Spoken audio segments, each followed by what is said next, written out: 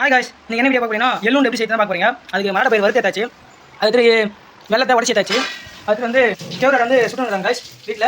நான் செய்யல, எங்கள் அம்மா தான் செய்கிறாங்க. அது எப்படி செய்யறாங்க பார்க்கலாம், முழுசாக பாருங்க வீடியோ போய். கேவரட் எப்படி தட்டணும்னா நம்ம வடைக்கு தட்டுற மாதிரி தட்டி கொஞ்சம் பெருசாக தட்டணும். அந்த மாதிரி தான் கேவரட் தட்டணுமா எங்கள் அம்மா சொன்னாங்க. கேவரட் மாதிரி நாங்கள் பிச்சு போடுறோம், நீங்கள் பிச்சு போட்டுங்க, சின்ன சின்ன பிச்சு போட்டுங்க. மல்லாட்டை, வெல்லம், கேவரோட எள்ளு வந்து ஊற வச்சு வெயில காய வச்சு அதுக்கு வந்து இப்போ அடுப்பில் வானலில் போட்டு வரணும். அம்மா இது அளவு சொல்லுமா?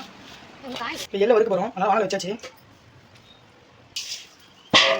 எங்கள் அம்மா பேஸ்ட் கம்மி மாட்டானா,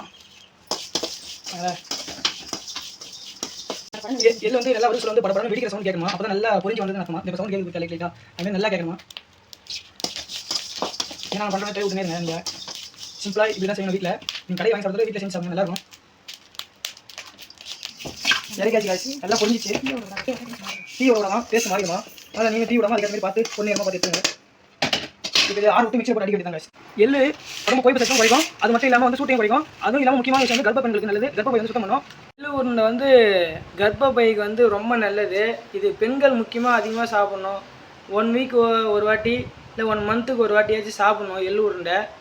அதனால் மேக்ஸிமம் இதுமாரி நீங்கள் சிம்பிளாக வீட்டிலே செஞ்சு சாப்பிடுங்க. எள்ளு உருண்டை சாப்பிட்டா உடம்பு ஹீட் வந்து குறைக்கும் எள்ளு சாப்பிட்டாவே. அதனால் மேக்ஸிமம் எள்ளு சாப்பிடுங்க. காய்படி மலை வறுத்துருக்காங்க, காய்படி கவுர் மாவு போட்டு வர சுட்டுருக்காங்க. 1/2 கிலோ வெல்லம். இதுக்கு எவ்வளோ உண்டு வருதுன்னு பார்க்கலாமா, வாங்க பார்ப்போம். முதல் மலாட்டை வந்து வறுத்து வந்து அரைப்பாங்க மிக்சியில் போட்டு.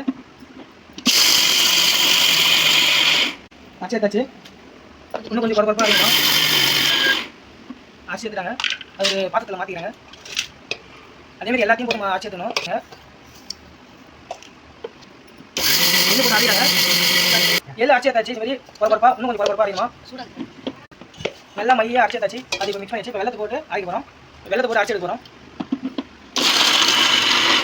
வெள்ளமும் நைஸாக அரைச்சிக்கணும். அதுக்கு வந்து கவுர் மாவு வர இதையும் போட்டு அரைச்சி எடுக்கணும்.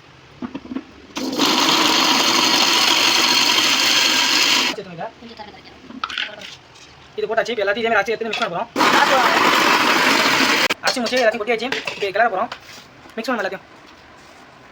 இன்றைக்கி ஒரு பிடிங்க ரொம்ப நாள் ஆகுது செஞ்சு சாப்பிட்டு, ரொம்ப மாதங்கள் ஆகுது இதுமாதிரி செஞ்சு சாப்பிட்டு. அது முன்னாடி கையில் எள்ளு போடுவோம், அதனால் அப்போ செஞ்சு சொல்லணும். இப்போ எள்ளு வாங்கினால கொஞ்சம் செஞ்சு சாப்பிட்டு பால் மறக்காது. இதுமாதிரி எல்லாத்தையும் நல்லா மிக்ஸ் பண்ணிங்க. நீங்கள் நல்லா இது பண்ணிச்சு காய்ச்சி நல்லா கிளறி விட்டாச்சு. இப்போ எள்ளு ஒன்று பிடிக்க போகிறோம். இந்த மாதிரி தான் பிடிக்கும் எள்ளு உண்டையா. எல்லாத்தையும் பிடிச்சி எடுத்துக்கலாம் காய்ச்சி. இதுமாதிரி எல்லாத்தையும் பிடிச்சி எடுத்துங்க பார்ப்போம் காய்ச்சி. நாங்கள் கணக்கு பண்ணதுக்கு எல்லாத்துக்கும் சேர்த்து 34 உண்டை மொத்தமாக. இதுமாரி வீட்டில் நீங்கள் செஞ்சு சாப்பிடுங்க. Bye guys.